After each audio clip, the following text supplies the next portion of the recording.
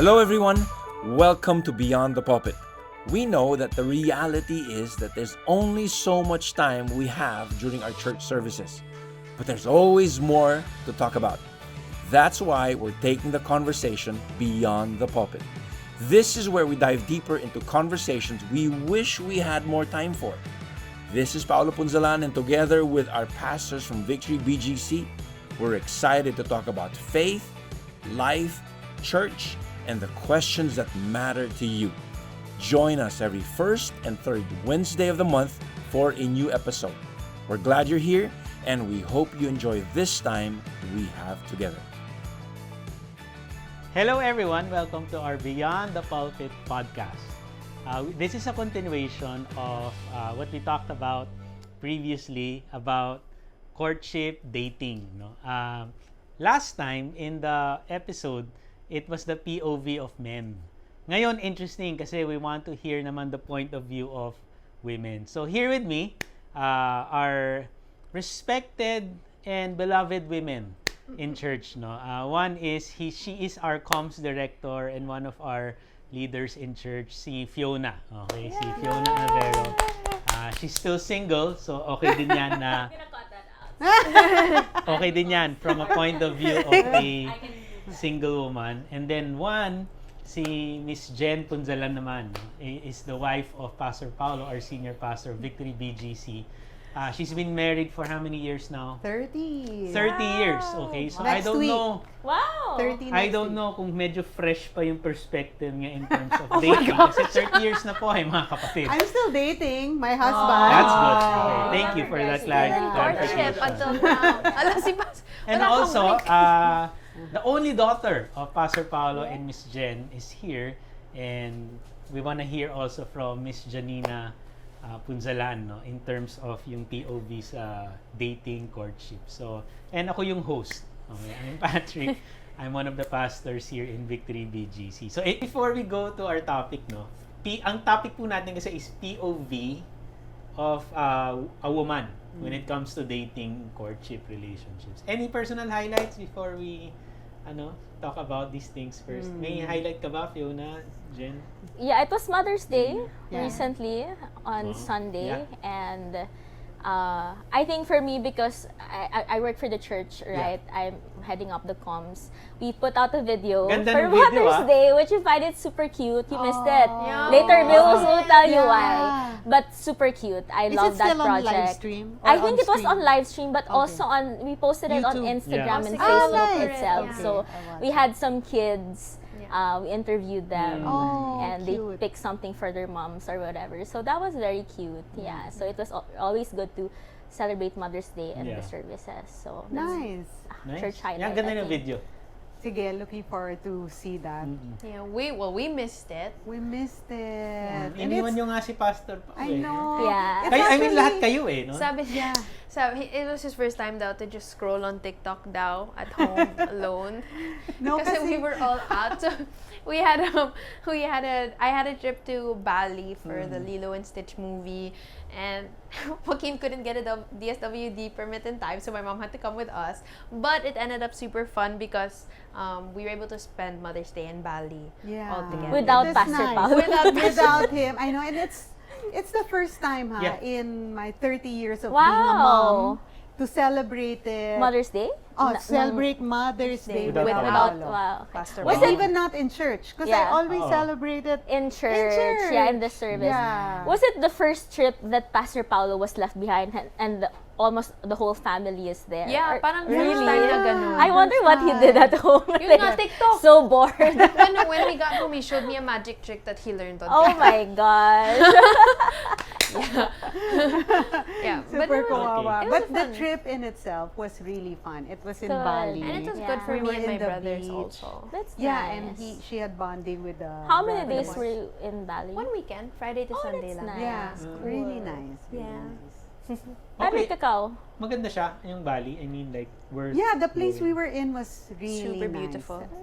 I mean, as all cities, there's good places. Yeah. And Yeah, so yeah, good yeah. place. We were in a good spot. Ako, Yeah. the other Sunday, kaya wala ako sa SEDA service because it Yeah. was my daughter's Bali recitals. Oh, they did so cute. well. They were so I saw the adorable. videos. Galing nila. So, Nagmana sa'yo. Nagman kay mami. Hindi rin. Nagman. Hindi din. Let's just say Hindi rin. Magaling yung siya. teacher nila. Magaling yung teacher. Yeah. Yeah, so God-given talent na lang. Yeah, God-given Yeah. they're so it was good. my first actually. time to watch a ballet. Recital. Recital. Okay, So, and? Very, feeling ko cultured na ako ngayon. Yes. Medyo, hindi kasi ako artsy, so. But anyway, it was good. I mean, it was a good time to support my daughter. So, game na. Diretso na tayo sa Ikaw topic. pumayat ka. Ay, thank you. Thank you. Yeah. Bakit? Ano lang yan? Wala na kasing Lifestyle makain. change. Naghihirap ka na. Lifestyle change, no? It's Cost working. cutting. Kaya Aging pag Carla. No, because when I had my annual physical exam recently, ang nangyari is medyo mataas yung cholesterol. So I had to eat more fiber, Yeah, stay away good. from fast food, yung mga trans fat. Inaral ko yan si ChatGPT Wow. tinuruan ko. Inara ni ChatGPT. Inaral niya for me. So I had It's to working. cut down. So yun. Yeah. Okay, so ano ba? Ganito. Question, ladies, and I'm sure our hearers would love to hear from you. Ito na muna. Let's connect love life, courtship sa faith. Okay. Okay?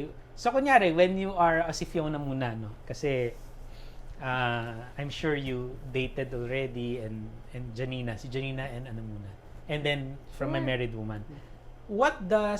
So when you're dating someone, right, in the church, and then you're going out, so kasi, you don't, and dating courtship, so you don't know the outcome.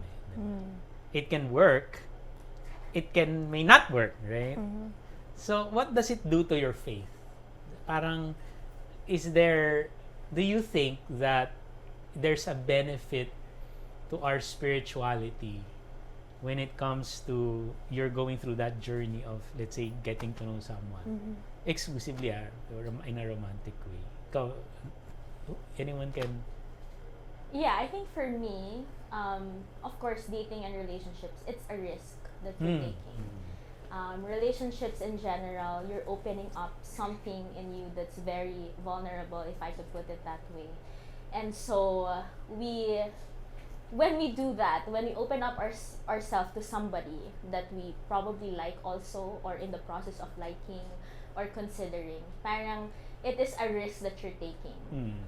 And of course, as Christian, parang it takes faith to take risks. Parang ganon. So, I think that's where it plays, firstly. Then secondly, I think I want to say also like your view of yourself, at least, because we're talking about love, right? And love is, of course, something that we experience first from the Lord, and we experience it through other people. And when we don't feel loved by a person, there's rejection that you feel. So, part of taking risks in relationships or dating is knowing that you might get rejected, or there's also hope involved, and there's also part na my hope could be deferred in this. So faith talaga siya, because when you enter this, it's not naman 100% sure ka na it will go well, or even if it goes well, there will be challenges because it is relationships. Right. And we are people, relationships are all messy. We are people, we are human beings, we're broken human beings. And so when we enter a relationship, or at least engage in these kinds of relationships, meron talaga siyang risk na involved. So I think yun, for me, it's that first, like faith there is like taking risks. Na, Lord, okay, if I step into this, if I say yes to this, if I consider this, you're gonna be the one to take care of me and my heart, as I offer it up to somebody. Parang ganon. So I think that's where good. I'd start when it comes to faith and love and relationships. Janina? Well, Pwede mo na i-confess lahat ng love life mo. Sa anak ng mami mo. Alam na niya Nandito lahat. na si Pastor Paolo behind the No, they saw everything. Even if they pretended like they didn't know. They saw. No, but I think for me, it's a lot of sharpening. Regardless of whether it's in like the courtship phase or even situationship, like talking phase, all the way into an official relationship, it will always be sharpening, especially in terms of my validation. I think when you're single, we always talk about where's your validation coming from? Is it from the Lord? Is it from these people? Rejection and all of those things. And what I've learned being in an exclusive relationship is that doesn't stop, or it shouldn't stop when you become official with somebody. That heart check should always exist. And so that's always something that I like. One of my favorite songs is by Maverick. Is it or Tribal? It's When I Lock Eyes with You. And the lyrics go like, when I lock eyes with you, I see my reflection. And it's constantly being in connection with the Lord, constantly being in love with the Lord and letting the Lord love you, and letting that be the foundation of either your singlehood, your being in a relationship, being in courtship. Because that's foundational. So it will always be a constant heart check for me in terms of all of those love life seasons. Na I ask myself, is God still number one in my heart? Am I as obsessed with the Lord as I am obsessed with this guy? That's always like the question that pops up, or I try my best to make it pop up as much as possible. So definitely, I learned it the hard way, where now it's faith building. Being in a relationship is faith building, but before I feel like I didn't pay attention so much to like my spiritual walk with God when I was in past. But now it's such a beautiful thing, because beautiful thing pag mutual yung gusto nyo sa isa't Yeah. isa, pag di ba? mutual. No, I mean, it's such a beautiful thing because the vulnerability that it takes for you to open yourself up to somebody like that risk nga is such a beautiful thing in terms of my dependence on the Lord. Because then I'm like, gosh, Lord, ikaw na bahala sa akin na. Parang I'm jumping into this. Like, I know you love me and I hope you love me through this guy.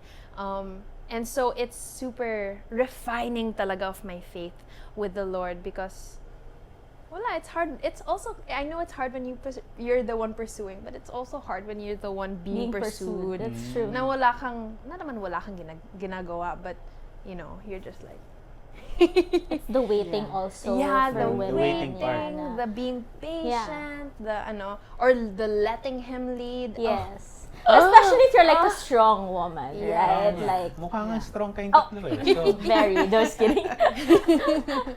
Yeah. I agree with that. Yeah. sa'yo, Yeah. Miss Jenn, so, I'm sure fresh pa rin yun. Even after being married for 30 years, Pastor Paolo and you were dating, how did it nurture your faith? I agree with both of them. I believe that faith is like, parang it's woven through every step and process of that dating, from the beginning to the end. And even, I want to speak from the perspective of single women that I've spoken to, like recently, in the last month. Mga ilan yan? Madami 1,000? No, but Day and night. specifically, Day and night na yan. there's one who was in courtship and it had to end. Okay. Oh, yeah. And then there's one. And this is Bakit ka titingin sa kanya And sa there's this is- one? And there's dating. one. There's one also. in a church context. Church Yes. So, context, yeah. two Christians to. Yes, they were exclusively dating. na, Ligawan. getting to know, ligawan. Yeah. And The courtship ended. the Yeah. courtship And it didn't ended. continue, So then, of course, the woman is kind of brokenhearted because, as you've said, you've opened yourself up na eh. Yeah. Vulnerable na siya. So may level of intimacy na. And then all of a sudden nawala. So she's had to deal with that. Then another girl naman was in courtship, tapos biglang, oh wow, they're official. Okay, so it worked out. It worked out. But what I'm saying is, yun nga, whatever side you're on of the spectrum you're in, faith really has to be there. So it's faith that will sustain this girl whose courtship ended, and it's also faith that will sustain this girl that where they became official. Yun. So faith is always May present. sinabi one of you girls na about waiting eh. Fiona or Yeah. It was Yeah. okay.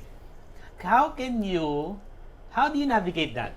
So kunyari, before we talk about other things, kasi babalikan ko yung previous episode from the men. So how do you navigate that? And for our hearers here, how would you advise, or maybe your own experience, yung you're waiting for that, you're waiting in general.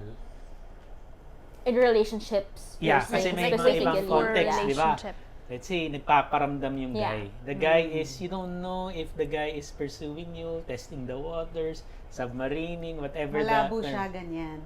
Pero MU, nagpaparamdam. malabong usapan. Yeah, yung nagme-message sa'yo sa FB, Yeah. ano, and so Yes. IG, ganun. Wala na sa F. Telegram. Wala na ba? Bata na. Yung nilalike lahat ng post Oh, mo. pwede. Yung ano, Nila like ang nagpaparamdam, stories. di ba? Instagram na. Instagram na. Instagram. Yeah, DMs na, Instagram. DMs. Instagram, TikTok, You know, and Be Real. if Be you like Real he's pa ba? making a little bit of Wala some na. moves, but he's not saying Yeah. it. Anything. How do you navigate that? And then you like the guy. Oh, that's hard. Yeah. Yeah, paano nga? I think for me, my answer there have changed throughout the years, if I could put it that way. I'm now in my early 30s. I think I have become more mature and what you call this, more self-aware and also more emotionally intelligent. Yeah. And so in this time and season of my life where I'm in my early 30s at may nagpaparamdam, mas marunong na ako mag-navigate nun. Because before, I'm more emotional and it's easy for me to kind of like fall in love with this person even if wala naman siyang 'Cause you make sinasabi. assumptions. Yes, we make assumptions. And I guess also like I don't know, maybe when I was younger, I was more idealistic. You know, like when somebody gives you attention, it's also like it's a good feeling kasi. So it's easy to fall, parang ganyan. But now that I'm a bit older, I wanna say that I have also become mature enough to kind of like know the differences of like, oh, okay, this person is making paramdam, but also at the same time, I know how to regulate my emotions and be like, okay, I'm not gonna give in to that now because I know my priorities, I know what I want in life, I know what's happening, parang ganon. But also at the same time, because you ask kasi the whole thing of waiting. Yeah. And I think that's the reality for women, especially Christian women. You're really just gonna have to wait Yeah. for somebody to say their intentions to you. Parang, ako rin, I don't personally believe in courting the guy. Parang ganon. So women, for me talaga, When you say courting the guy, ano yung sabihin? almost like you're the one who is pursuing the guy, if I could put it that way. I don't believe in that. Some other people may have different views about it. So I'm saying that in a sense, in the question of like, and because of that, I'm gonna have to wait for that somebody. Parang ganon. But also at the same time, I am also a believer of pursuing friendships. Yeah. And so if this guy is making papansin and paramdam, I can be in a level of relationship with this person where I can be friends with this person. And then that's just it. Up until this person says something that's clear, that I'm just gonna have to wait. But at the same time, I think, enjoy also the friendship in this process because I think hindi rin kasi natin alam sometimes sa guys, ano ba yung reason kung baka torpe sila or parang kinakabahan, I don't know, whatever. But being in a healthy friendship din kasi, I think helps in the dynamics, if I could put it that way. So yeah, I want to hear you because you're in your 20s currently. Mid-20s. Yeah, well, in terms of waiting, there's so much I can say. Go ahead. Okay. Well, okay, I learned, this is another thing that I learned the hard way, again, as compared to, I guess, teenager me to mid-20s me, is that somehow... Inanebis mami mo habang sumasagot. No. Oo nga baka anong sabihin. You know all of my answers na. I have learned that the waiting in courtship is a blessing in disguise.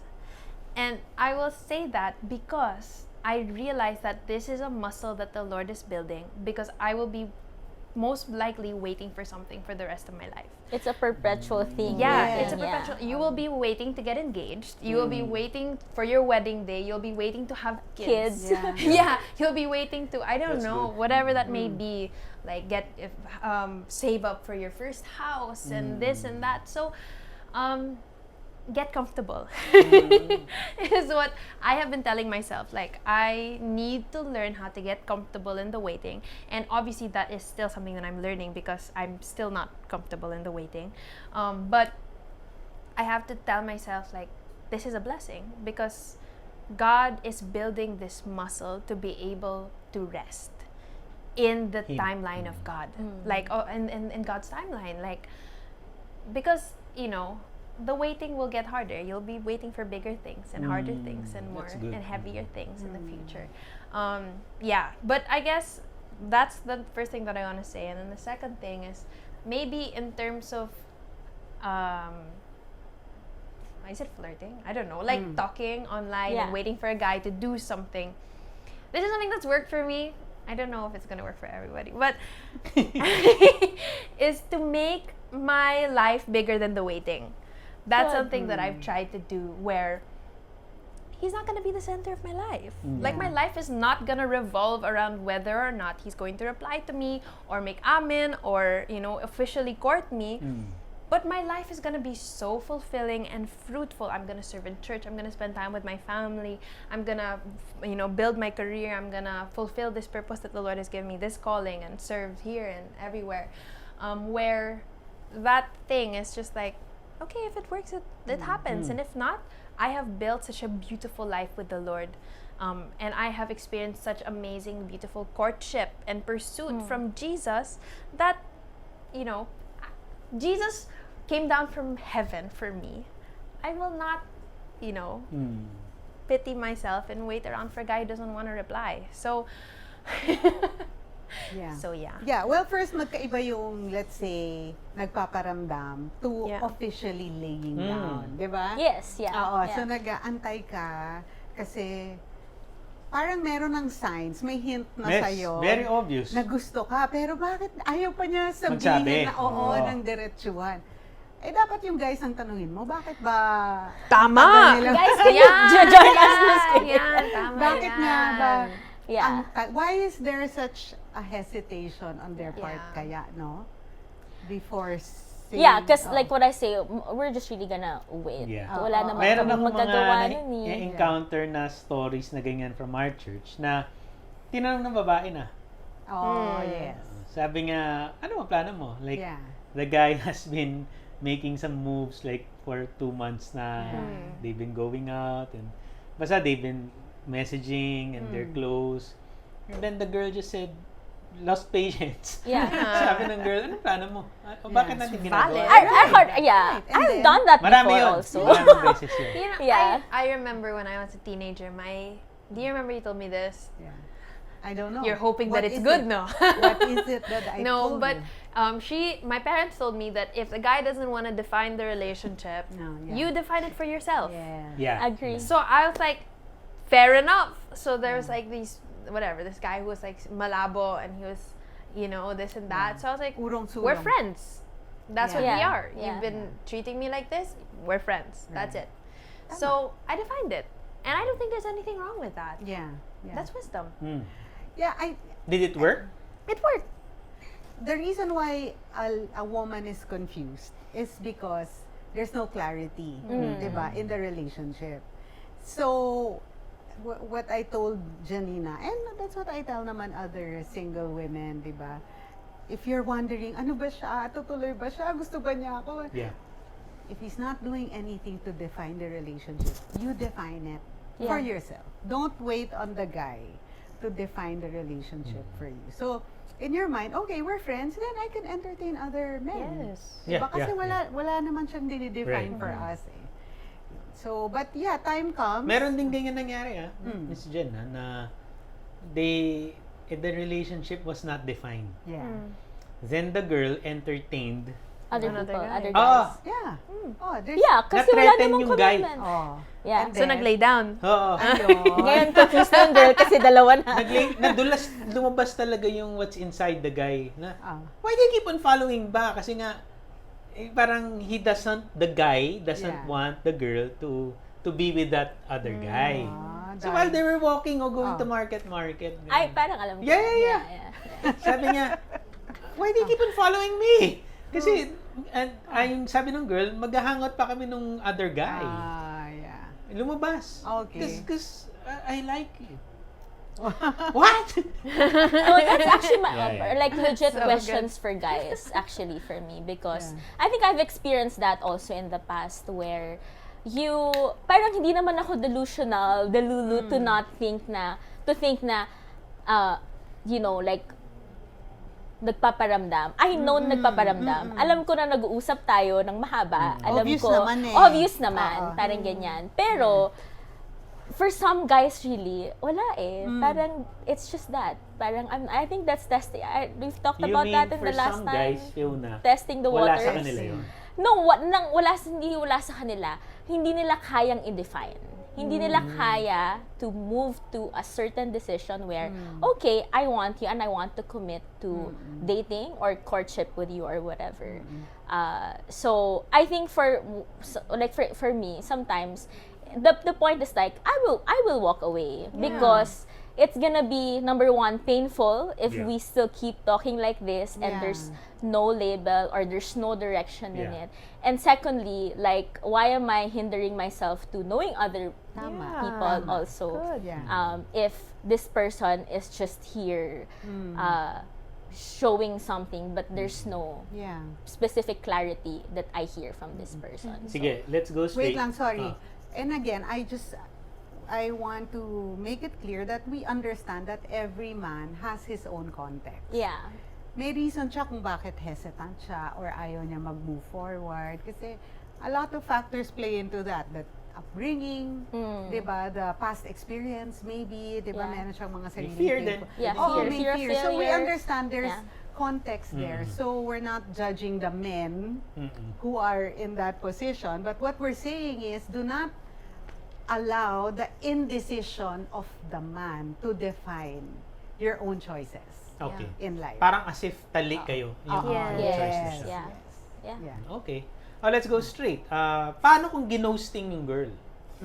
Ginosting ka. Define Iba yung- ghosting. Yung ghost, Term patay na siya eh. Patrick, paano kung I hindi think ginosting? Mali pa Hindi mo sinat-GPT doon, no? No, the my understanding is, you know, he clarified it. Okay. He clarified it. Naglay down ng He- intention. Yeah, he Oo. said he was honest na he liked you, ganon, and then he wants to pursue you, get to know you, and then everything was going well. Tapos biglang walang Nawala. exit. Right. Pangit Yeah. yung exit niya ng pagkaintindi ko ng Yes. ghost or nag-ghost. Walang ghosting. exit eh, parang... Nawala lang. Nawala Na-rapture. bigla. Yeah, yes, Na-rapture. exactly. Oh, yun. Yes. Rapture. Bumalik si Jesus eh. And Yeah. honestly, Ah. nangyayari talaga siya. Because I've heard stories. Even in church eh. Yes, yes. Yeah. Oo. So, how do you kunyari, if that happens to you first, how do you deal with it? Or if that Yeah. happens to someone, another woman in church, and then she comes to you also for advice and for ministry, how do you, kasi I'm Yeah. sure, I sakit realize yun that, eh. yes, that can be Yeah. painful and confusing. It is very confusing. Oo. Yeah. Kasi it's one thing to end the courtship. It's another to not Pag know nawala na why. lang. Yeah. Yeah. Walang closure. Walang Yes, closure. yeah. And I read this in a book. I think it was Brene Brown who said this, na parang sabi niya, kasi ghosting is a form of disengagement, right? Parang bigla na lang, nawala na lang talaga siya. And I think Brene Brown said, like, disengagement is the most corrosive form of betrayal. And the reason why ghosting is confusing and is so difficult, it's because it's a way of disengagement. And parang they made in the book, they made a study of this is naman for married people. Parang they made a study of people who got divorced and they compare the people who got divorced, who parang caught their partners in the act of cheating. And then those na parang nag-fall away na lang yung marriage, na fall out of love or whatever. And what they found out is that the people who caught their partners in the act of cheating healed faster than this one na nawala na lang. Yeah. And the explanation there is that the people who caught their partners in the act of cheating has a definite place Right. to start their healing. Yeah. It was this moment, it was this text message that hurt me. Yeah. Right? The other one is Fear like, kasi. yeah, I don't know where. So they Yeah. spend a lot of time wandering around, wondering what happened in the relationship, what did I do, what I did not do. Yeah. So they spend more time doing that before they could start healing. And I think it's the same way with ghosting. Because there's no clarity why it ended. Did I say something? Did I do something? Yes. Did I not do something? Yeah.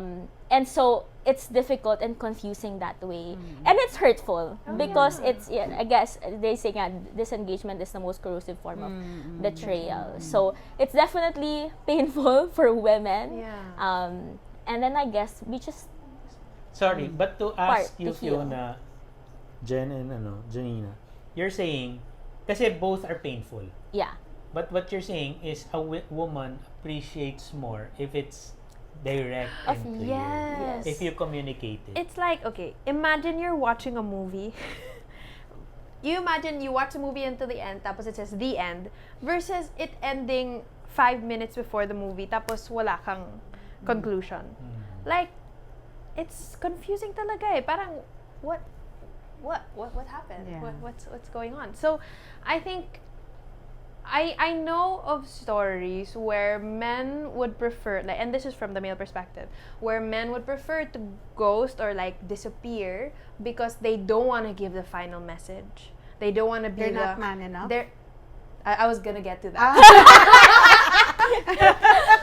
No, Yeah. you took the words Okay, right out of my sorry. mouth, mom. Edit it and then continue. No, Yana. take it. Keep that in. Yeah, but the respectful, wise, honoring thing Right. is to conclude it yourself. Yeah. And again, respect and be, honestly, kindness also. Be kind enough to say, hey, This is not working don't- out. This Yeah. isn't Yeah. working out. But thank you so much for talking to me. I wish you the best. Yeah. Done. Yeah. Like, And for sure, that's also painful. yes. Right? But yes. I'd prefer that Yeah. Yeah. than not have anything at all. Right. Yeah. To all the men. We Yes, are exactly. nananagawan. No, I was gonna talk Nananawagan to kami. men. Yeah, Actually, POV pa rin pala ng mento. Joke lang. because I know how it leaves the woman feeling Yeah. when a man just ghosts. It's like so many questions running in the woman's mind. What did I do?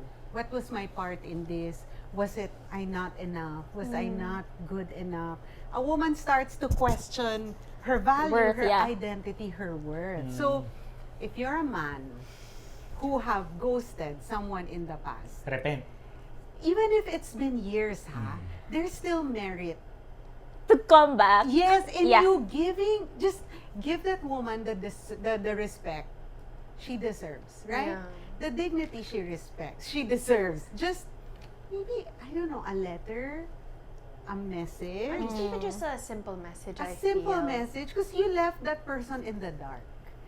And she could still be carrying that with her up to this day. And alam mo, I know some women who go into dating with that insecurity. Question. Oh, Okay. with that insecurity, asking themselves, will this man leave me Yeah. sooner or later, like this other guy So parang may did? trauma. A bit, I guess so. Yeah, I Vice guess versa. so. But Yeah. also, that's where faith comes in. You don't want your identity also Yeah. resting in that one experience, but we cannot deny the reality that it has a deep emotional impact on the woman who was just Yeah. dropped. I have a Like question. What if, like, a woman who experienced ghosting or was just left with no explanation, right? And you never really wala, hindi nag-text after Yeah. 10 years or whatever. Sa atin, hindi naman. Parang, Yeah. how does a woman move forward now? Right. It's a good question. Right. That Good is my ano, question. Good question. Gosh. Ang bilis ng oras! Ay, Grabe. Okay. Dami yung sinasabi. Yeah, how do you move forward? Well, I think there's room for grief. But Beautiful. even if yeah. it's a ghosting. Yeah. Kasi there is heartbreak, there is rejection, there's gonna be sadness. And there's no way around it. So the grief already exists. So for me, grieve it. Like, Yeah. you feel bad. Feel Feel- bad about it. But then get back up. Parang, you, for me, this is what works for me. Like, give yourself a timeline. Like, That's good. well, let's feel sad about this for In the blank. next 2 weeks, Yeah, but then, I'm gonna eat everything that I want to eat. yeah, why not? Yeah. Watch all of the movies you want. Buy all the clothes that I want. Hang out with your Yeah. friends, whatever that may be. But, wala eh. When, for example, if somebody on the street punches you out of nowhere, you're not gonna think, what did I do to get punched? You're gonna think, that guy was so crazy. Why did he punch me? So I feel like it's also having to redirect my perspective from why didn't he have the basic human decency to conclude this the respectful way? Then the narrative is not about me anymore, but it's he couldn't do the right Yeah. thing. And I don't want to be with somebody who couldn't do the right thing. Good. Yeah. But that's just me. Good. No, tama. I Yeah. think it's a reframing Yeah. of mindsets na, wait, does this guy deserve me like crying over him Yeah. or this situation? Though it is painful, but this is something that I can, okay, I'll put it behind na, Yeah. and then I'll move forward. You go na. move I forward. think Yeah. in this I'm allowed to say this because I am in this generation, but in this generation I think we've lost the art of say la vie. Like, that's life. We just gotta move on. Yeah. You said it. Yeah. And I'm the only one who can say it because I am Gen Z. Yes. But there's Oh, just sorry. Yeah, sometimes ba na overrate ang closure? Yes, I wanted to say that. You keep stealing my ano. Like, Yeah, parang you can also define your own way of Closure, closure. yes. Yes, yeah. Absolutely. And it doesn't have to come from the That other person. person. Yeah, that's Yes. true. I think we have to somehow let go of the power of closure. Yeah. It, in a sense that it has ruled our lives, especially in the context of ghosting, na porket wala kang closure, hindi ka makaka-move on. Yes. No! You Yep. can move on! You Get can. up, girl! Like, Yeah. say lovey, that's life. People will ghost you. There are bad people in this world, or there are people with trauma and different contexts, Yes, yes. and that's just what happens when you're human and Right. when you date on this earth. People will ghost, people will leave, you'll fall in love, you'll get married, and this Yeah. and that. That's life. And that's what we were saying kanina, na going into the process of courtship takes faith na. Kasi Yeah, wala true, talagang wala. guarantee. Yeah. That's You true. can There's no risk, you're guarantee. gonna risk being ghosted Yeah. by this person. Yeah, So if yeah. you're not ready to face that, That's good. think twice before entering courtship. something. Yeah. Yeah. Eto, may mga dalawa pa akong tatlong tanong. Patrick. One is, will you entertain a guy who's not a Christian? You're so crazy. Wala yan sa Okay, when we edit the Nakita video, ko yung mga when we edit tanong the dyan. video, we're gonna focus on Janina's face on that part. Kasi, ano yan eh, to be honest as a pastor, it's hard to, I don't really give a clear-cut answer to Yeah. What's the question? Are you gonna entertain? Yes, Yeah, entertain someone or who's not date Christian. someone who's Okay, not a Christian. I have a. I have an answer also. Sige, Your This is answer my nice. personal. My answer is not I nice. have Okay, an that's answer nice. I have an Oh, also. lahat kayo may answer eh. Personal, right? Okay, Yeah. personal. We're talking about entertaining and being open Yes. to like go out on a Yes. date and a coffee And with ano nga, a if Ah, it that all naman works naman. out. that works for me. But is it with as the long as intent- he's gonna pay the my coffee, as long as free, libre at least niya. it's free coffee. No, just Yeah. kidding. So I say like if somebody invites me for a coffee and this person is not Christian. And how do we define kasi not Christian? Right. Parang Catholic? Ganun ba? Yeah, A Muslim? Believer ba ni God? Or Someone who, ganito, siguro the way I define it's not from Victory Christian, BGC. Hindi, siguro the way I define Christian is your level of spirituality. Ganun na lang muna. Yeah. Your maturity. You Okay. believe in the same Same Bible. God. Yeah. Same God. I would be so open to having a coffee with that person. I think because it's just a coffee anyway. I think there is also, it's a learning experience, if I could put it that way also. I would love to get to know the person, to know even more his views. Baka naman pala, like he doesn't go in the same church as I am, but malalim pala yung relationship niya kay God. I won't know. So, yes, I think I would entertain somebody like that. In terms of getting into a relationship, that's a different topic altogether. Because I think it's very important for me to know which direction this person is going when it comes to his faith, his relationship with God, which church he belongs to also even. To entertain, sure. Sense? Yeah. Yeah. Just for coffee. For Oo. coffee. Pero syempre, di ba, like what Fiona said, you go out, pero kung medyo papunta na nga sa relationship. Yun yung, Yeah. maybe you can enlighten, I asked that question para we can enlighten our hearers in terms of, Okay, you wanna speak first? No, you can go ahead. I was gonna Baka say... you'll say din what I'm gonna say. No, just move with eyes wide open. Kasi may consequences. Yeah. You're saying it's just coffee. What if you like this guy? Yeah. True. And then he ends up not being the person that you need or you expect, but you fall. So there's always a consequence. Yeah. And then be prepared to live with the consequences of that decision. decision. Clarification ulit. This is... Kanino ko pa yung na-clarify? Sorry. Wait. Ah. Believer versus non-believer? Yes. Okay. Sige, ganito. Different level of maturity. I mean, Maturity in the faith. Yeah. Yung kunyari, let's say, small group leader ka, pero siya talagang hindi Bago nag-church, lang hindi sa mo siya. church. So you have no idea talaga. So wala. So parang this is a guy that question mark. Mm. Ano mark niya, yung- the Yes. spiritual Okay, maturity, okay. question mark. Hindi So kayo would magka-serve you- sa ano, di ba? Would you be open Yeah. for coffee or not? Yes. Because there's no right and wrong answer. For No. Fiona, yeah, she's open. Coffee lang. Pero sinabi niya, Oo. in terms of relationship, that's something that Iba na she would yun. have to weigh. Yeah. I'll just think out loud. Okay.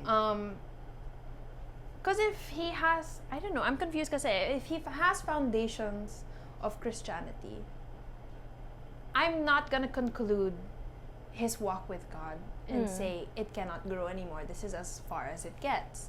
Which is why I think I would be open to a coffee. Because you don't know, like, what if he is super open? What if on the first date he's like, oh my gosh, I would love to go to church with you. Like, let's go. And then you hear so many stories about that, and then like exponential growth na lang. You Yeah. never know. But the other thing that I'm thinking about is, and I guess this is erring towards non-believer side to question mark, but Jesus is the number one thing in my life. Like, the Bible is my favorite form of media.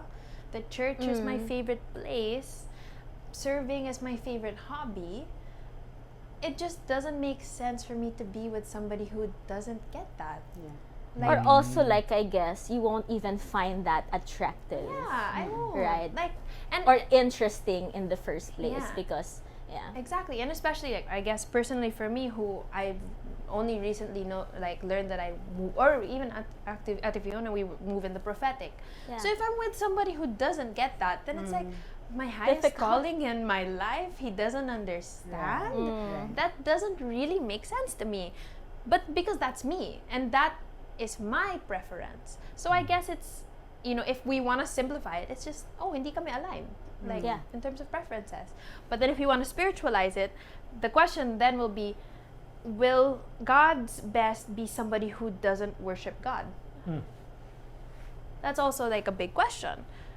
is the person that God is asking me to wait for and pray for and fast for somebody who's not gonna go to church with me? Yeah. Somebody who's not gonna raise my kids to honor Him?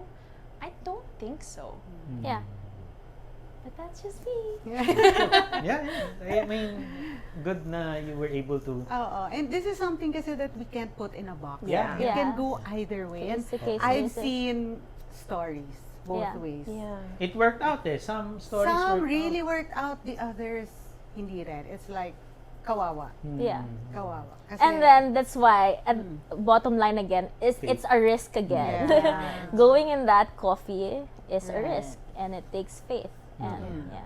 And I think, pag ganun kasi, when we're talking about believers and believing in Christianity, my question will also be, or the thing that will be in my head is not only, am I getting into this relationship with a non-believer or question mark Christian, but will I allow question mark Christian to father my kids? yeah. That's a Yeah, huge yeah. other question that's in my brain when I would enter into that kind of relationship, where will my kids be brought up in a household whose spiritual head is a non-believer, Yeah.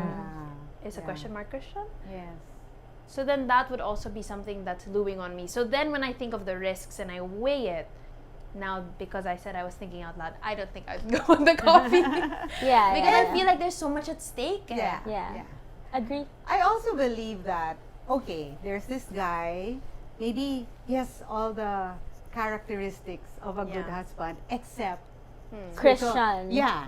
Let's see. Let's Okay. say, I believe that the Lord will make a way Yeah. somehow True. for you, maybe a year from now, 2 years from now, Yes. diba, to bring you together. But for now, okay, Lord, I give him to you in the Yeah. season of growth. Parang let him grow muna apart from you. And then kung kayo rin, I know the Lord will bring you together.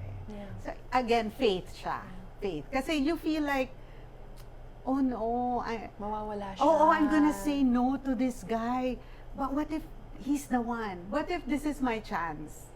Diba? Parang takot ka. Yeah. Then you're moving in Yeah. fear. But Yeah. you can move in faith na, okay, Lord, he seems okay, but I feel like he needs to grow. So sa'yo muna siya in the next year or two. And then, kung kami talaga, ibalik mo siya. You're gonna make a way even in that. Yeah. Yeah. Yeah. What can you advise some women who are afraid of commitment? Christian women. Yeah. I think firstly, figuring out for yourself, what are you afraid of Right. specifically? Right. If you are afraid because you're coming from a place of, again, we have different backgrounds.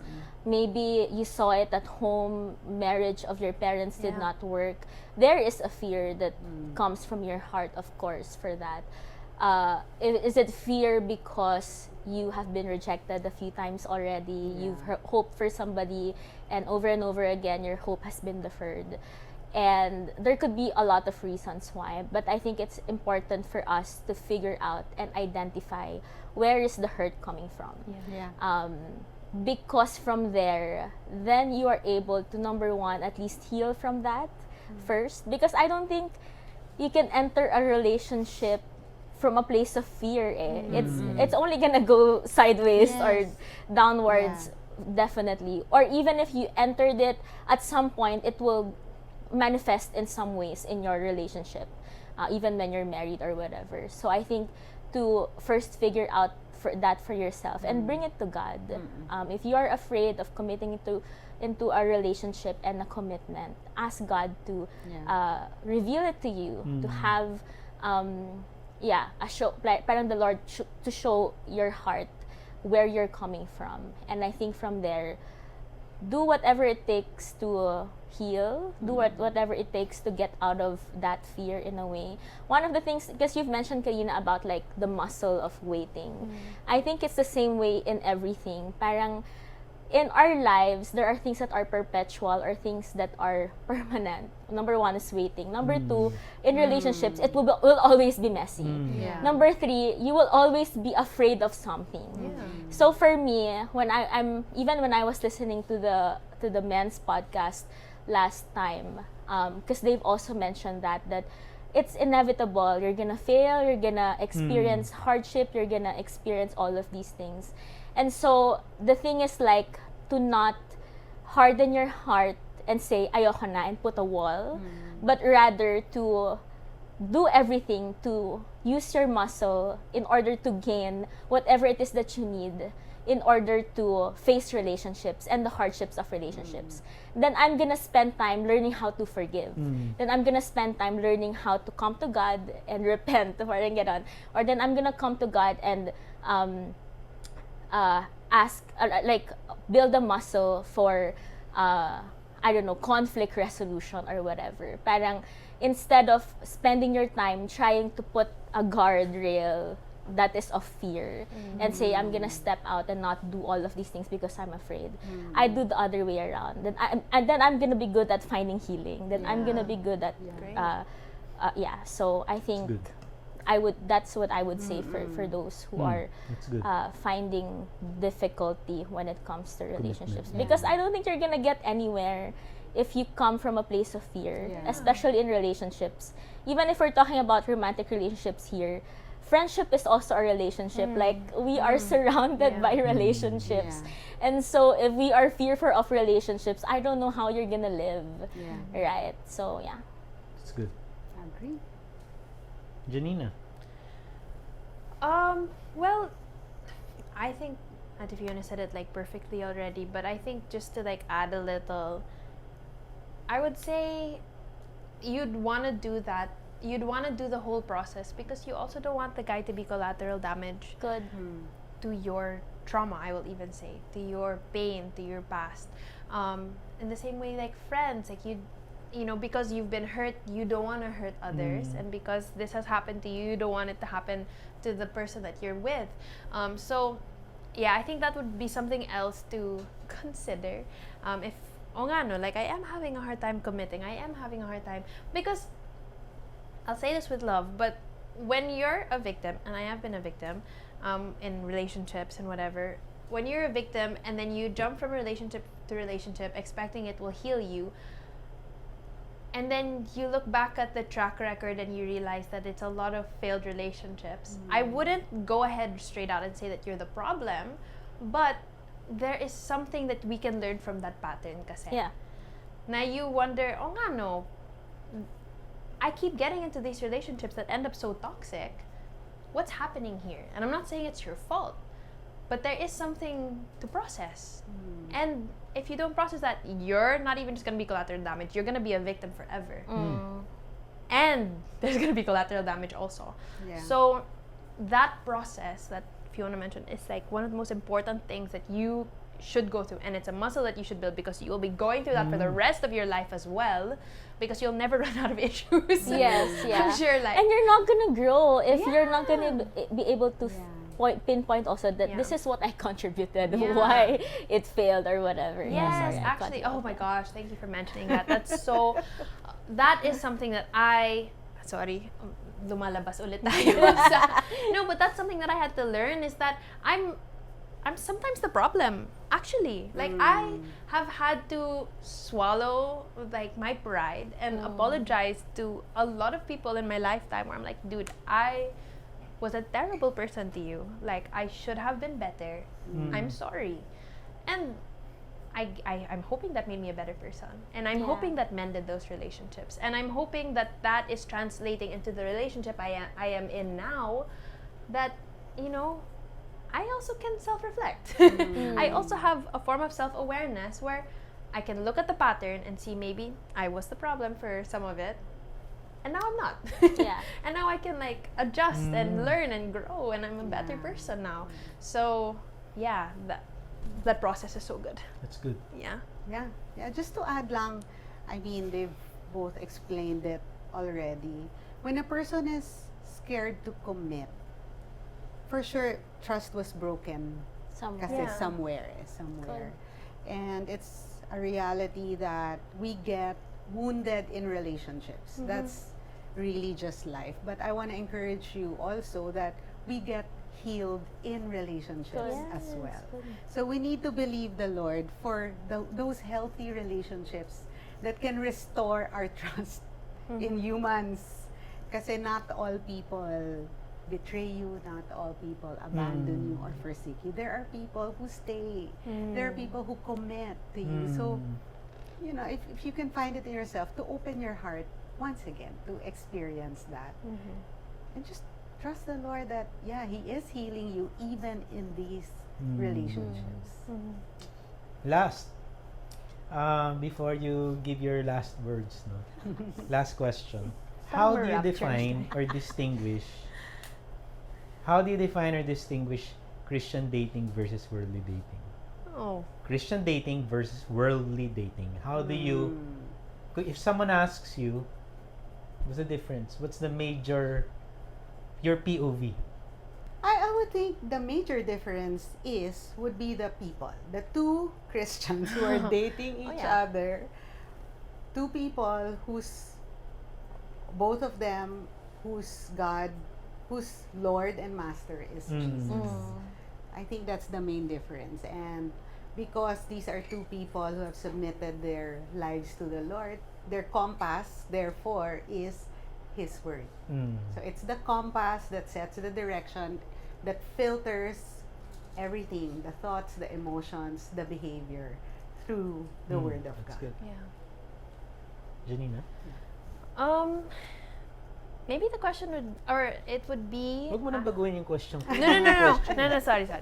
No, it would be asking the question, why? Like, why? I feel like the purpose with secular dating or secular relationships and Christian It's relationships. like, why are you dating? Yeah, the why? question. Okay, Like, got that. Why? Parang, are you? I wouldn't. I won't na lang go into secular dating because I haven't lived that life. But I guess for me, it's so clear that it's representing the bride and the bridegroom here on earth and bringing your own pocket of heaven. So, however that looks like in the context of your relationship, in dying to yourself, in the mission of serving other people, of whatever that may be, it's not just about me. It's not just about him also. Yeah. It's forever going to be about honoring God. So that is something that I feel I would assume would be different with Christian versus secular dating. The purpose behind it.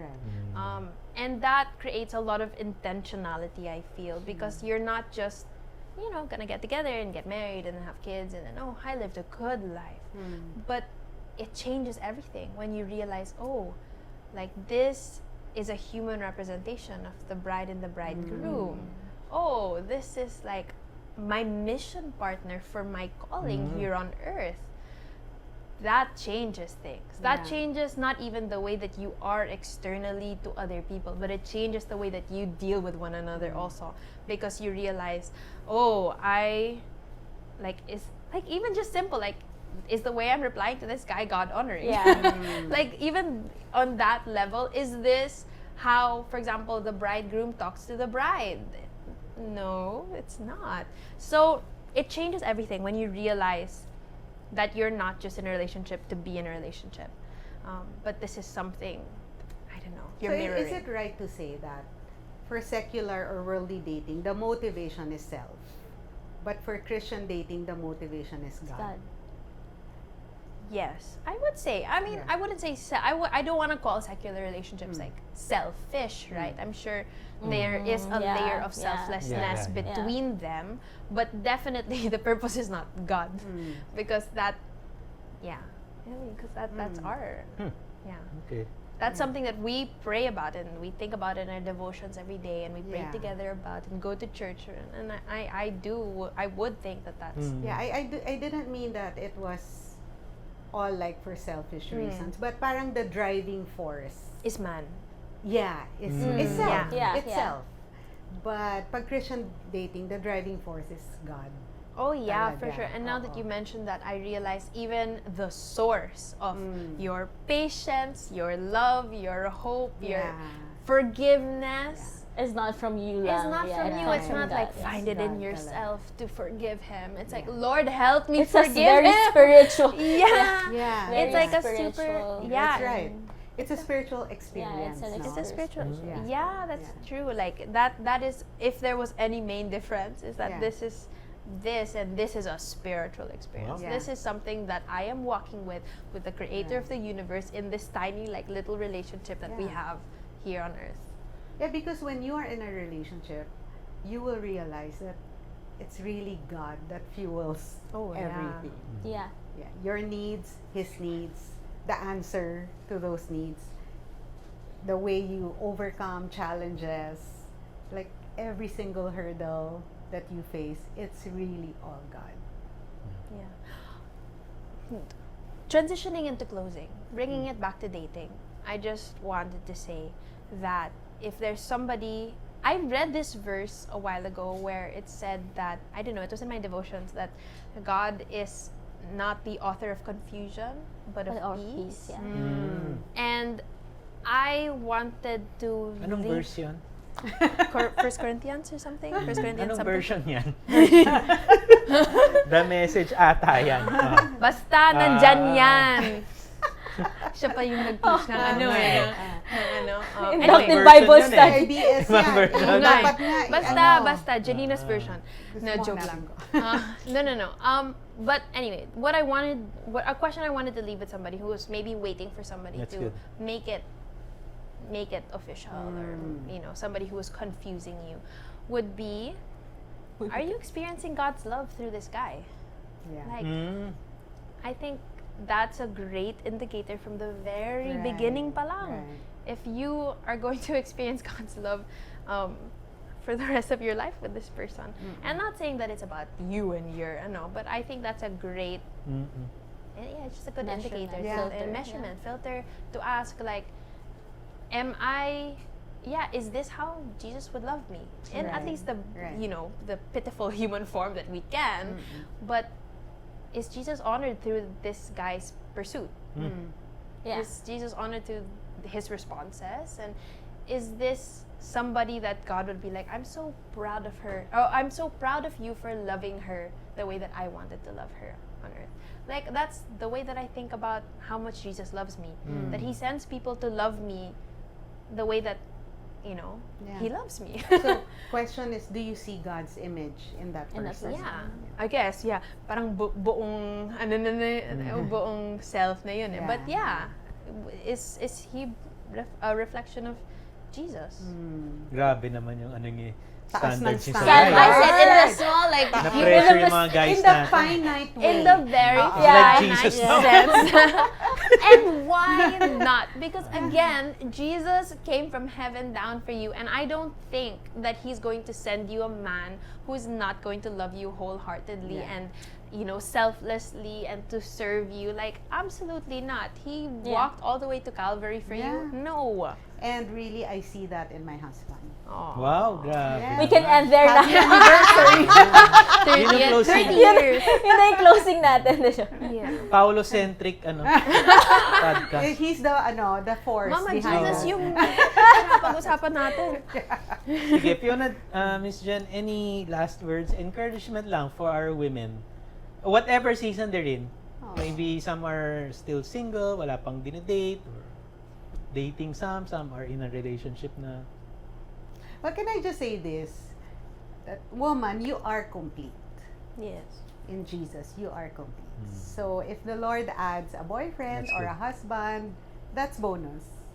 But even without those, you're complete. You don't need to be waiting for someone. You could live out God's purpose in your life today as you are. Wow. I'll jump from that to say also that you are chosen. I think one of the more painful experiences that I've had with dating and relationships is not being chosen by somebody. And I think when I had that experience, one revelation that I think that I got from the Lord is that, but I have already chosen you, right? The Lord has already chosen you. He has died on the cross for you. And so even when you are still in the waiting for somebody to choose you, you are already chosen, and you're gonna be okay. You are okay. And so I think yun lang. Sometimes really the waiting can feel so long and difficult. and all of that, but knowing that you are loved by God and you are chosen by God will help you go through this season of waiting, really. And take risks, I think, I want to say. And in order for you to take risks, you will have to have faith.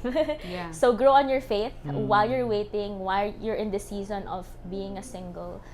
Because, again, if you use that muscle more and more, you're gonna need it also for the long haul. So keep building your faith. Good. Wow. Well, thank you for the How about wisdom. Janina? Last word? Ang dami nga Yun na yan. nag-word count na po tayo. 1 million words po si Janina. Bilang ko po. Sorry, ending it. You're gonna. Yeah. So, well, thank you for sharing your heart, Janina, Jenn, Fiona. I'm sure it encouraged all our hearers and it has enlightened them in whatever the season they're in. So, again, thank you. So, mauulit-ulit. Yeah. Let's do it again. All right. Thank you for spending time with us today. I hope you enjoyed our extended time together. We would love to hear from you.